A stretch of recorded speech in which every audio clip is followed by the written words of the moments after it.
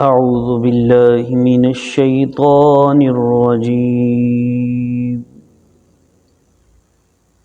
بسم الله الرحمن الرحيم. نون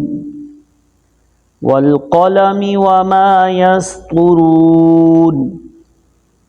ما أنت بنعمة ربك بمجنون وإن لك لأجرا غير ممنون وإنك لعلى خلق عظيم فستبصر ويبصرون بأيكم المفتون إن ربك هو أعلم بمن ضل عن سبيله وهو أعلم بالمهتدين فلا تطع المكذبين ودوا لو تدهن فيدهنون ولا تطع كل حلاف مهين هماز مشاء بنميم مناع للخير معتد أثيم عتل بعد ذلك زنيم أن كان ذا مال وبنين إذا تتلى عليه آياتنا قال أساطير الأولين سنسمه على الخرطوم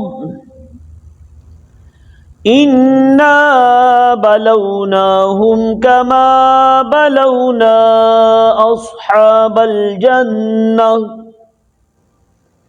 إذ أقسموا ليصرمنها مصبحين ولا يستثنون فطاف عليها طائف من ربك وهم نائمون فأصبحت كالصريم فتنادوا مصبحين أن اغدوا على حرثكم إن كنتم صارمين فانطلقوا وهم يتخافتون ألا يدخلنها اليوم عليكم مسكين وغدوا على حرد قادرين فلما رأوها قالوا إنا لضالون بل نحن محرومون قال أوسطهم ألم أقل لكم لولا تسبحون قالوا سبحان ربنا إنا كنا ظالمين فأقبل بعضهم على بعض يتلاومون قالوا يا ويلنا إنا كنا طاغين عسى ربنا أن يبدلنا خيرا منها إنا إلى ربنا راغبون كذلك العذاب ولعذاب الآخرة أكبر لو كانوا يعلمون إن للمتقين عند ربهم جنات النعيم أفنجعل المسلمين كالمجرمين ما لكم كيف تحكمون أم لكم كتاب فيه تدرسون إن لكم فيه لما تخيرون أم لكم أيمان علينا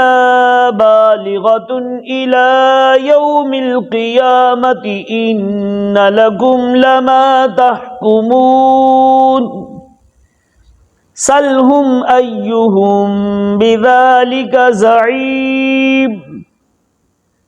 أم لهم شركاء فليأتوا بشركائهم إن كانوا صادقين